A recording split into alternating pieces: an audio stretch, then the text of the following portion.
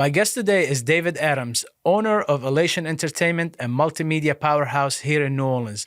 David has worked with some of the biggest names in the music industry, from Beyonce to Justin Bieber, and today he's here with us sharing how he built his company from ground up. In this episode, we dive into some wild stories from his past, like organizing massive car shows, producing music in 12 by 12 garage, and what it's really like to film deep sea fishing expeditions with ESPN. Here's my chat with David Adams.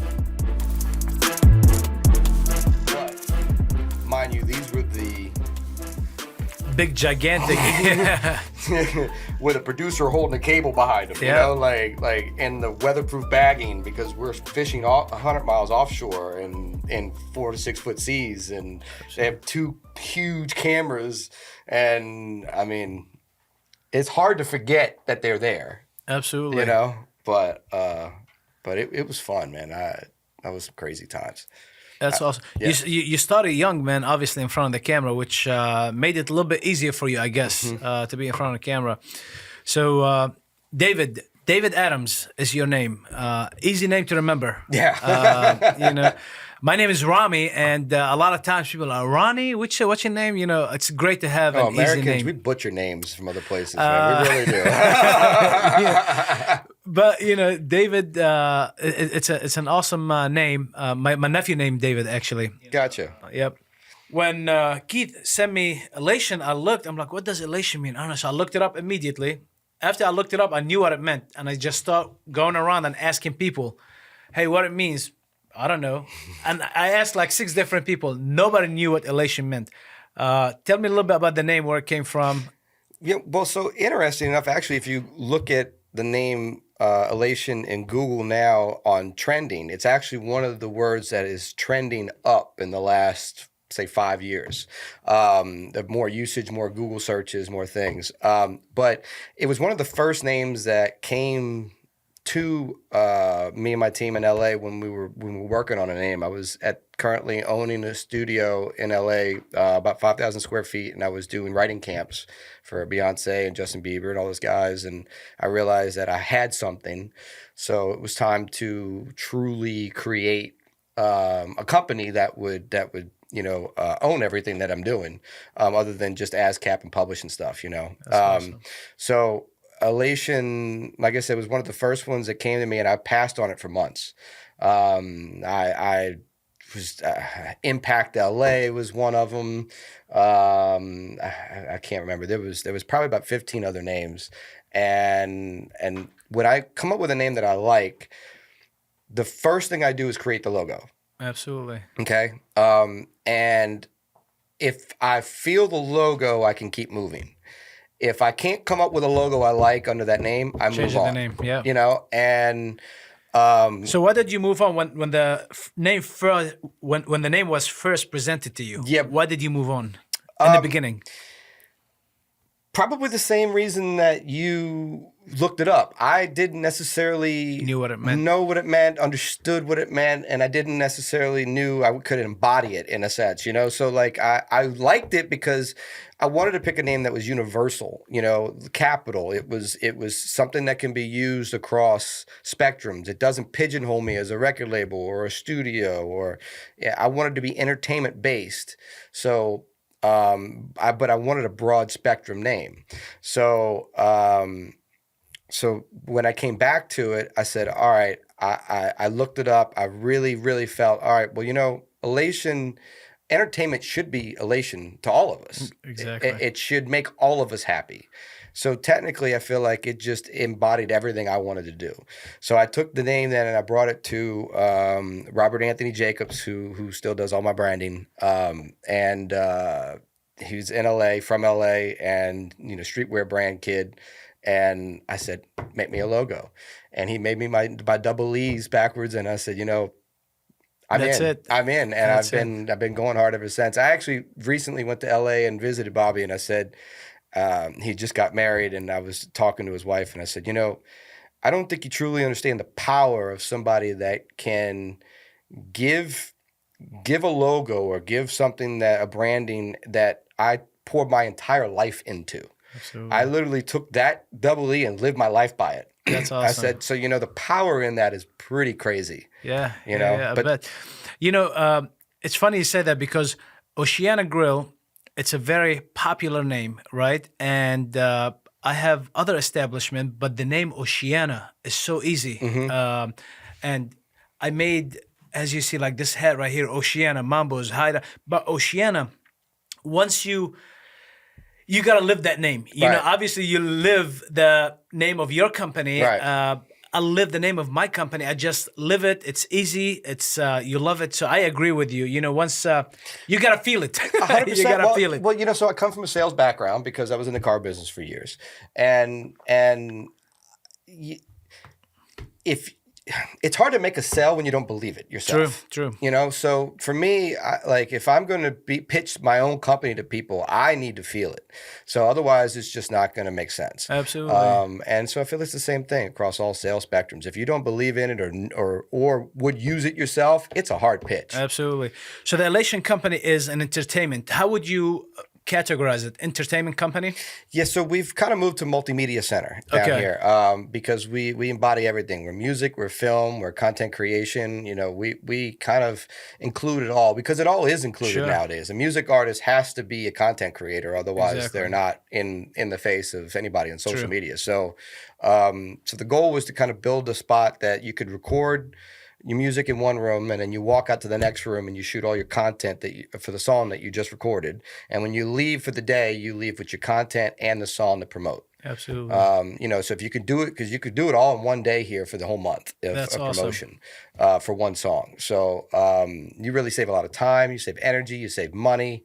And another thing is too, you stay in the same vibe.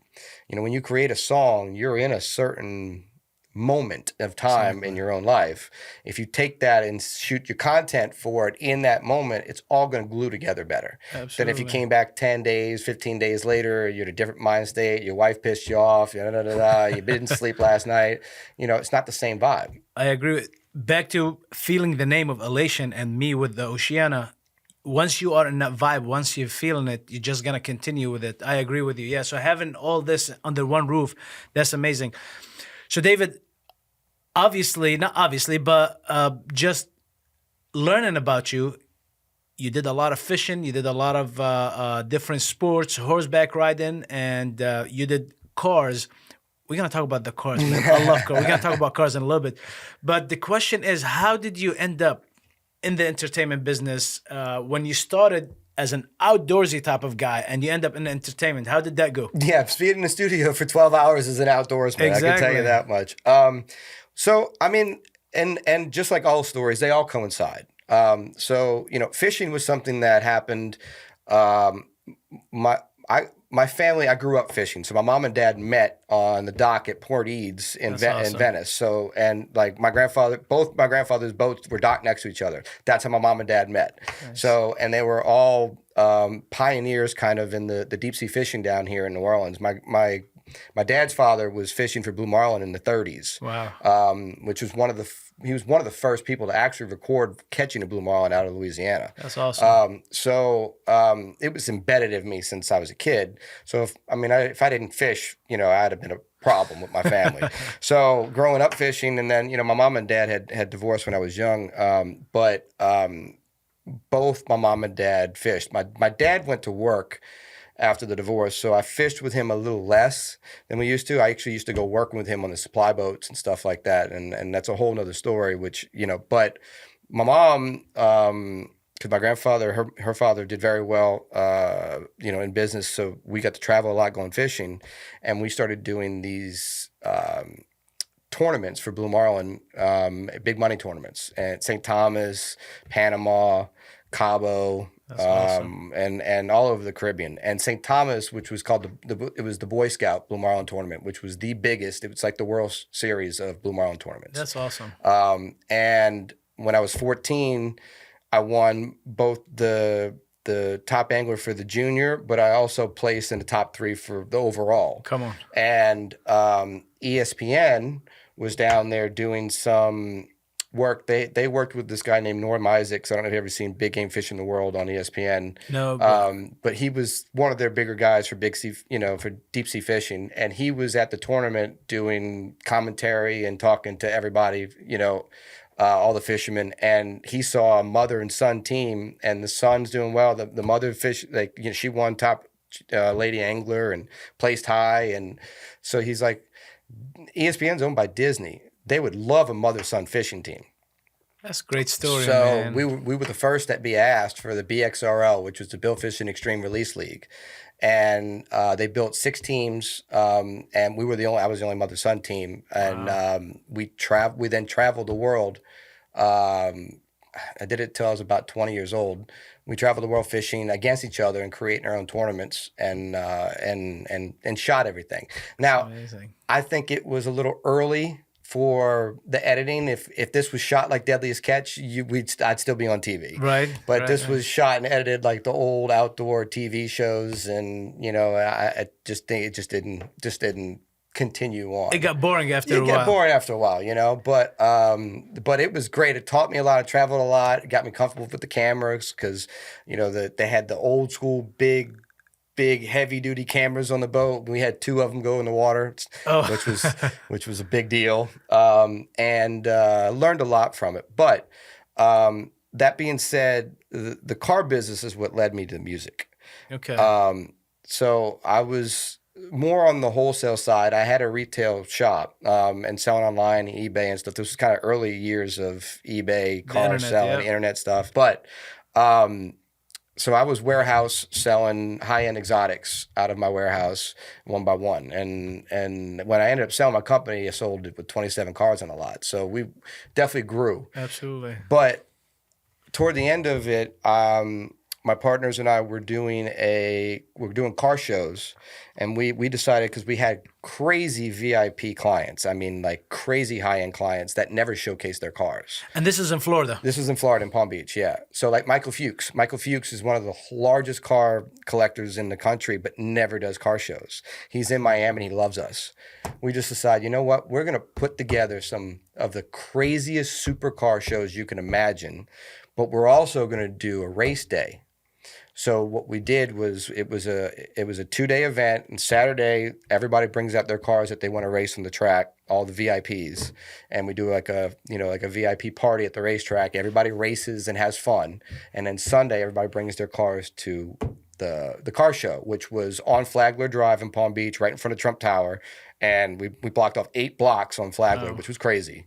And I mean, the first show we did, it rained all day, and we had 9,000 people show up. Oh, wow. So kind of shows you that we were really moving with the show stuff. And part of my job with the show was to do the entertainment. So I would pick a band, I would do the staging, I would do all of the setup and And as I was doing all this, I'm realizing, man, I got 10,000 people showing up to a show. Why am I putting my money behind a band that I don't own? Sure. So I said, I'm going to go find a local band, invest in them, and use them for every car show. Start selling merch, CDs, hats, whatever it may be. And I created my own distribution network. So I kind of started seeing the wheel happen as I was making it happen, And then once I realized this is what I want to do, I said, I just don't love the cars like I love this. Like music has always been a part of from New Orleans, man. I mean, music is something that's a part of us. It's in our blood. Part of your blood.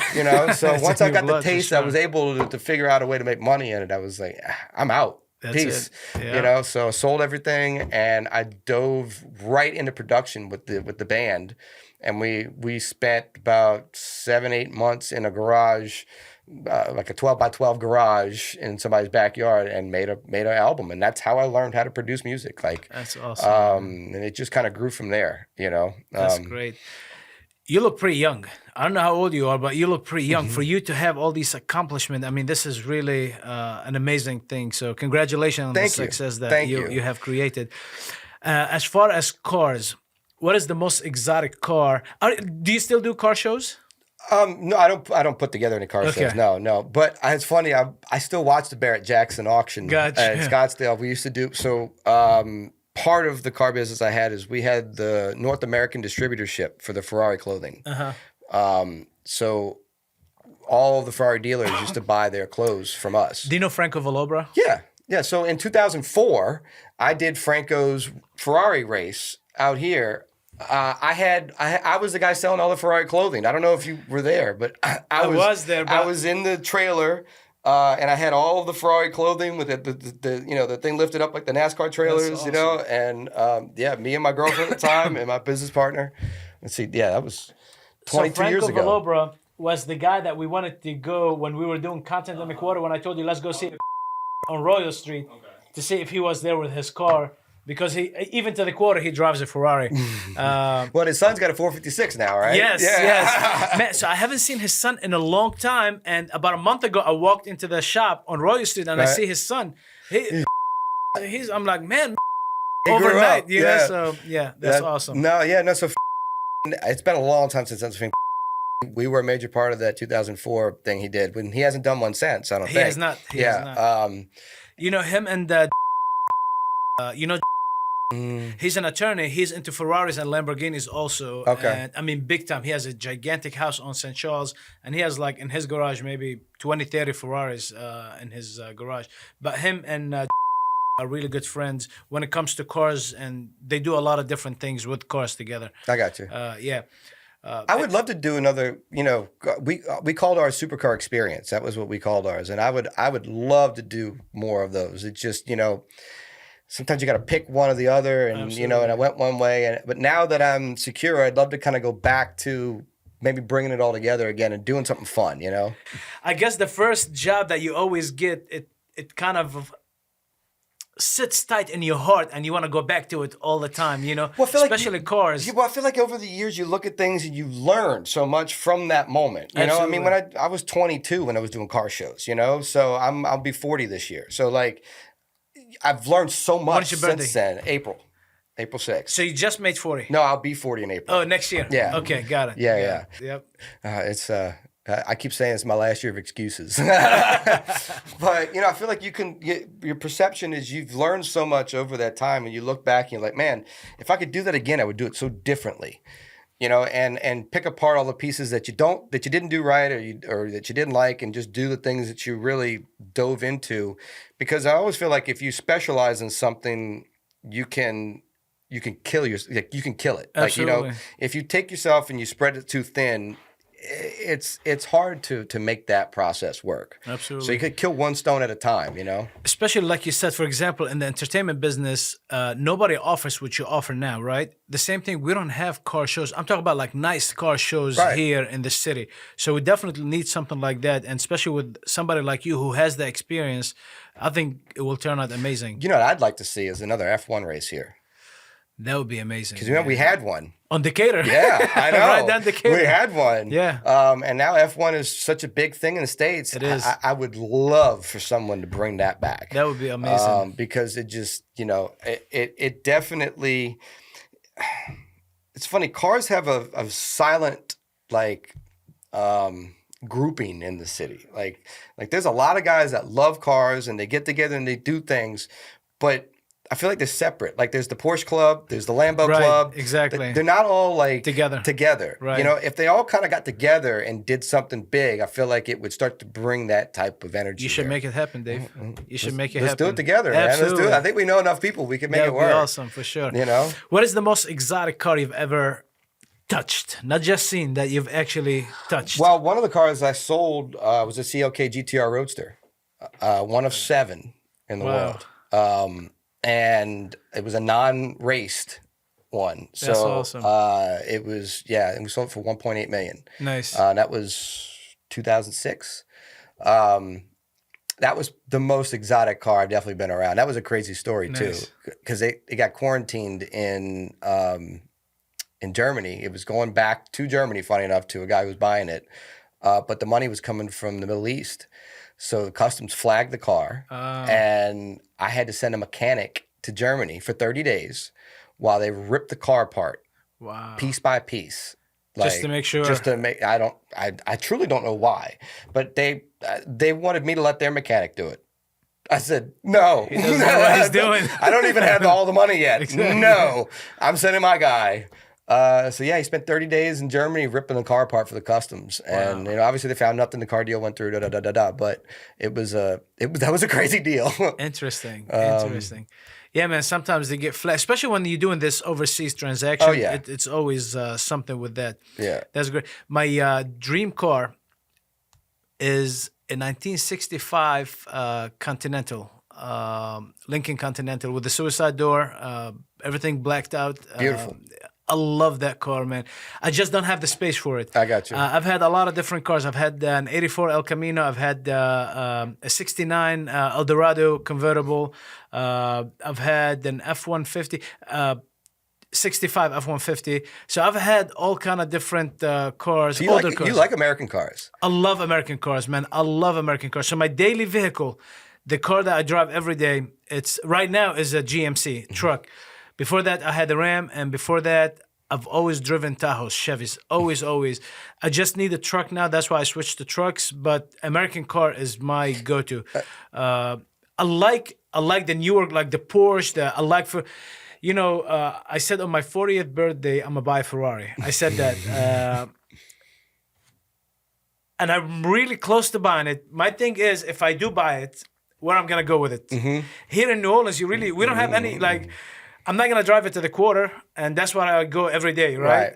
Except is the only one who drives his Ferraris to the quarter. But if I do buy a Ferrari, I hate to buy him. I would hate to buy his Ferrari after he uses them because there is no suspension left. Yeah. There's nothing left. So here in New Orleans, you really can't go anywhere with a nice car. So that's why now I'm kind of pausing it. Listen, I drive a Raptor because I live in New Orleans. Like I need to hit potholes and not feel them. Like Exactly. like it's I've had all kinds of exotics.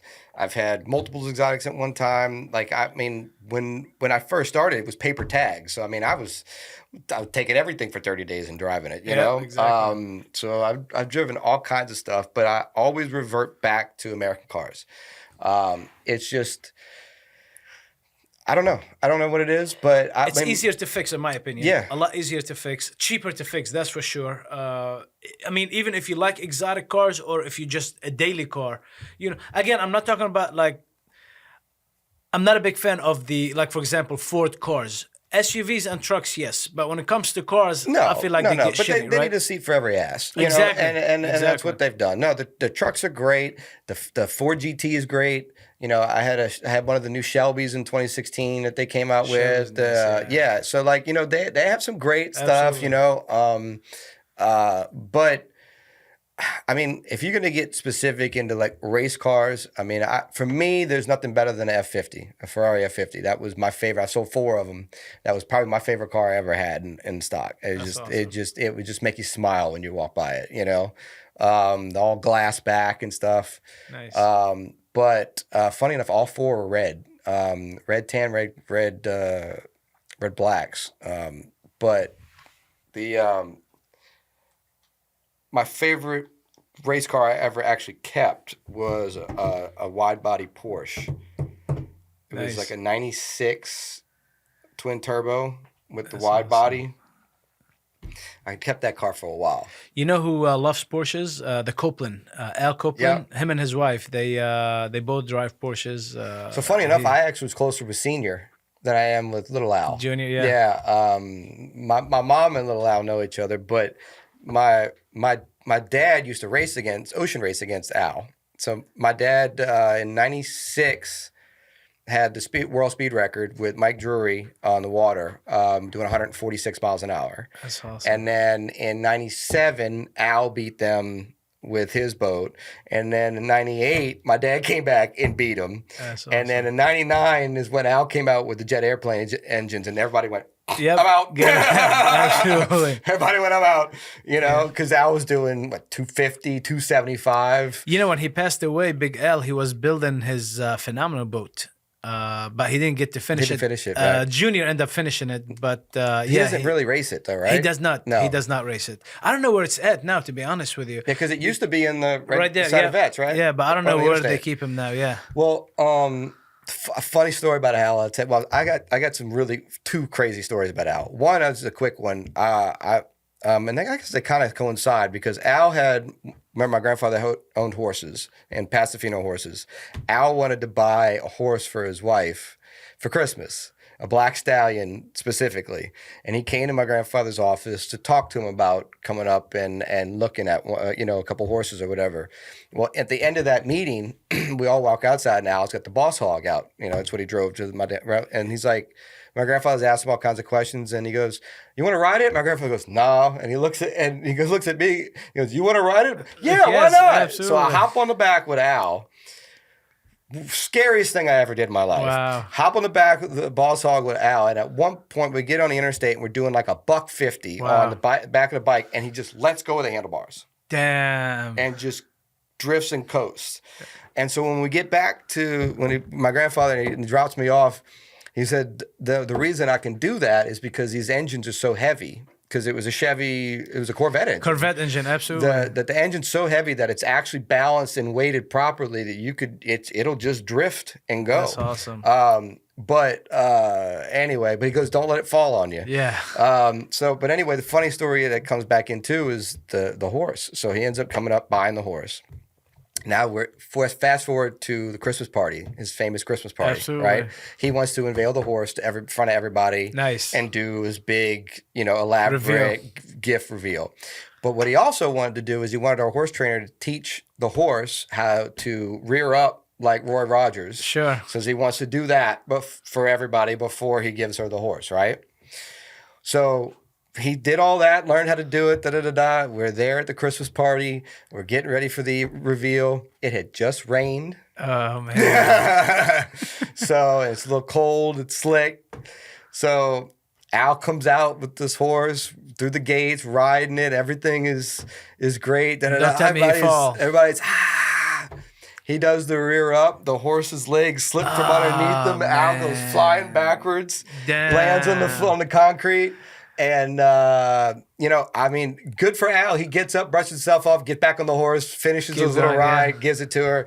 But, for Al, what a kind of an embarrassing moment. Absolutely. But fast forward a few more, probably, I guess, the next Christmas. Al was out of town. They used to keep the horse. I don't know how Al got the damn permit for this. He used to keep the horse on the levee. Okay. He had a paddock on the levee right by his house. She felt that it was too cold for the horse to be outside. So she gets the house manager to bring the horse into the house in the garage, which is all mirrors. Damn. You're talking about a stallion. Goes crazy, starts kicking mirrors, blood everywhere. Jeez. The house manager calls my horse trainer at like 4 o'clock in the morning saying, "You've got to come down and help us and get this horse out of here." So that whole horse thing turned out to be a really bad idea. But there's some crazy stories, man. I loved Al. He was just a fun guy to be around. Big Al was a fun guy. He really is an amazing. I worked for the Copelands for a little bit. When I started in the restaurant business, and I learned a lot from them. I did learn a lot from them, man. They're great people. Back to your industry currently. I see that you work with a lot of different celebrities. Local celebrities also, like Master P. By the way, Master P has been coming back to the city a lot. Yeah. Do you know what he's doing recently in the city? Have you learned about it? Well, so I know he's doing. He's been kind of trickling back over the last few years. I know with the city, they just gave him the entertainment space for the Super Bowl to help out with that. I know he's trying to do some stuff with some schooling. He's trying to give back a little bit more than normal. Yeah. That's really kind of all I know he's doing. I know they had tried to put together another studio down here, but it didn't really work out. They're trying to film a movie down here by next year, and he's a big investor in it. He was one of the big investors in the city. Gotcha. So yeah, I'm looking forward to it, man. Master P, we really need them to come back to the city, because... That's what I've been saying, and that's part of why I'm here, is because they, no disrespect to him, but they left,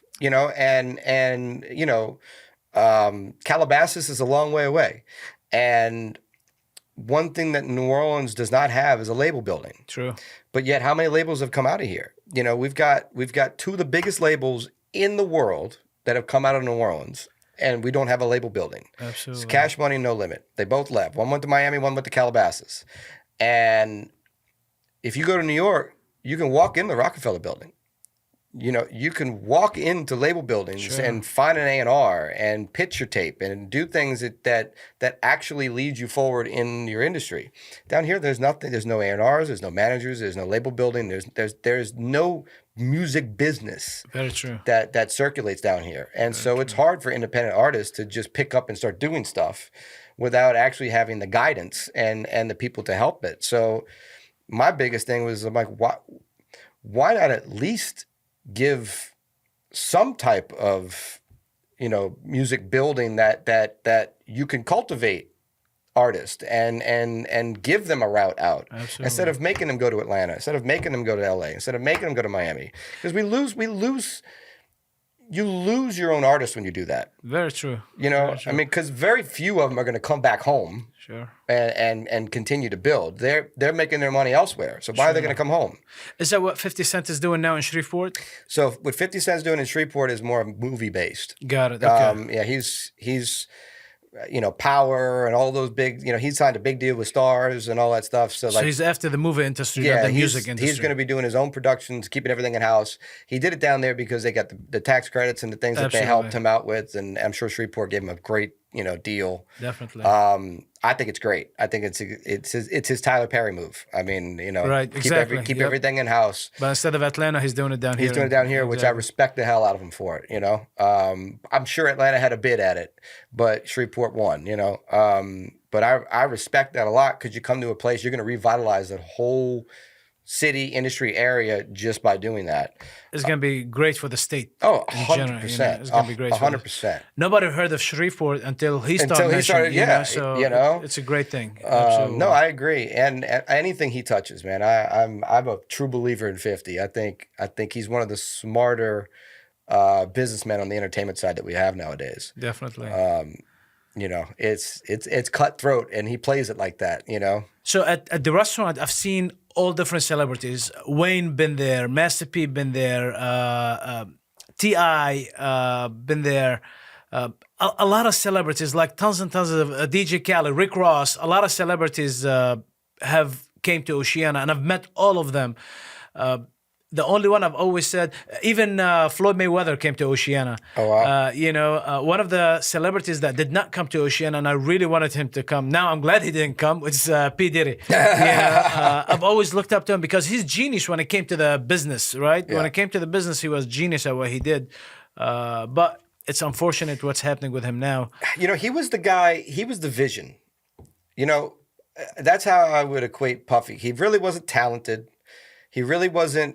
No, he's not. He didn't come from a business background. He doesn't. Right. He didn't understand the business. But he saw the vision that nobody else saw, and that was Biggie. That was you know. And then changing the dynamics of music. Let me put Biggie on an R&B song. Yeah. You know, like visions. That's what Puffy did. He spoke out the vision, and people followed it, and then he made money with it. You know. But we can't act like we didn't all know this was going on. I mean, one of the first things I learned in LA was you don't go to a Diddy party unless you're ready to party. You know, like there, you know, and there was some undersignings of things that, you know, and talking points of what had happened to some people, you know. So like it was a well-known thing in the industry, you know, and I had people I knew that worked for him at Revolt, and you know. Everybody kind of said the same thing about him. They all liked him, they all respected him, but they all kept at arm's length away. Yeah. You know, at some point, we're really going to know exactly what happened, but he must have pissed somebody off for this to go the way it went. This was not random. No, like you said, because everybody knew about it, right? But for it to blow up like it blew up, he did something. Well, you know, we can speak conspiracy theories a little bit. Supposedly, there's some footage from somebody's with the last name in some of this, and some political figures that aren't going to go down.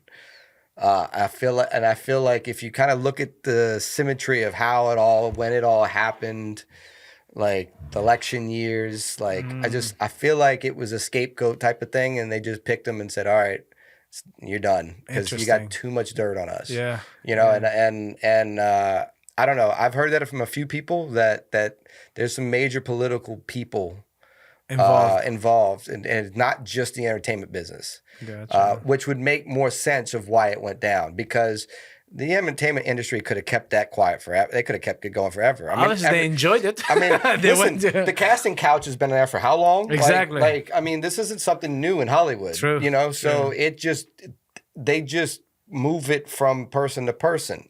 Who wants to go down next? Right. You know, and it's always the party hoster that goes down at some point, you know? Yeah. So he was he was a partier. I mean, Puffy loved to party. Absolutely. You know? So I don't know. It's just funny and it's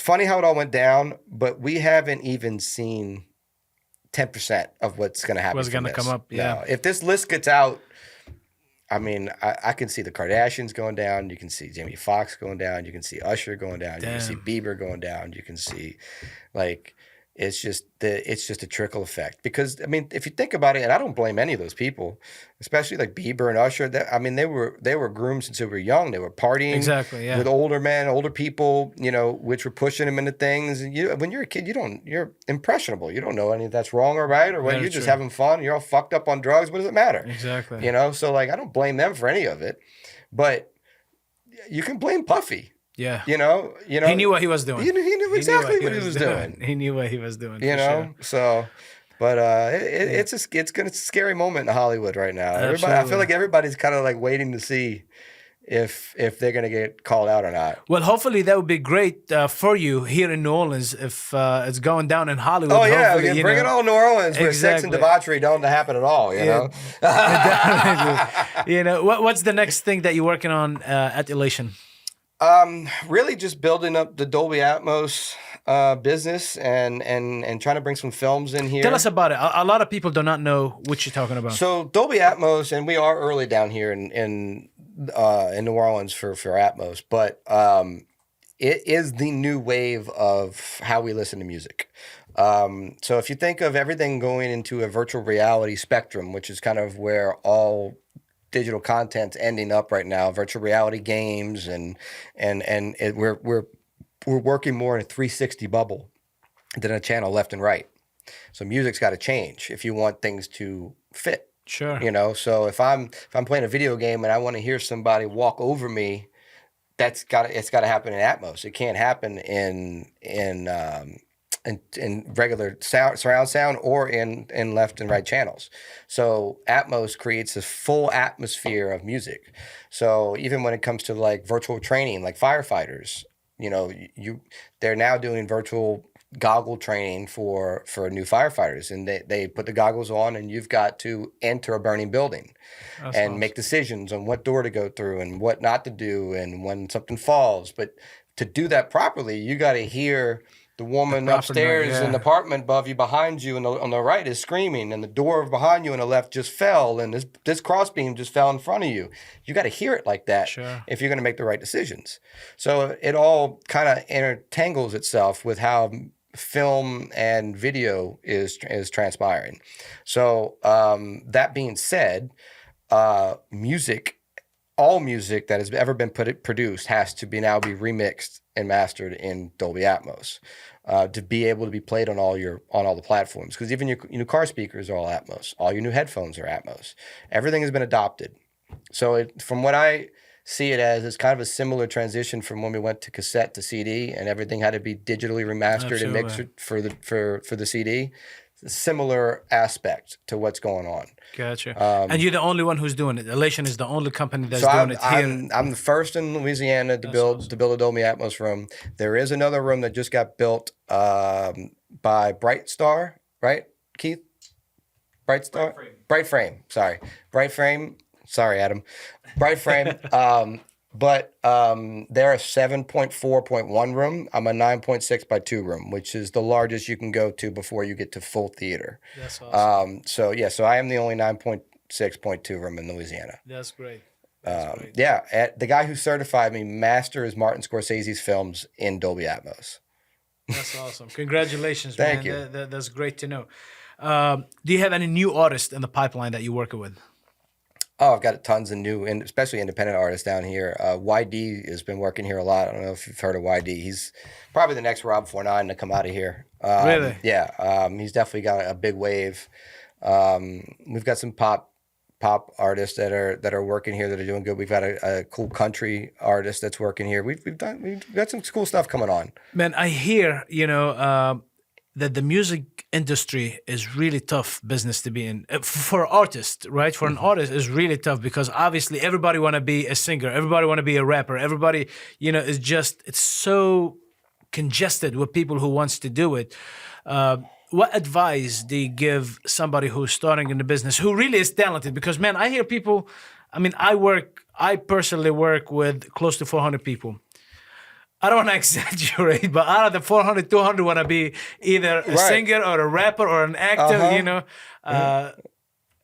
and it's just a congested market. So my question to you is, what advice do you give somebody who is talented?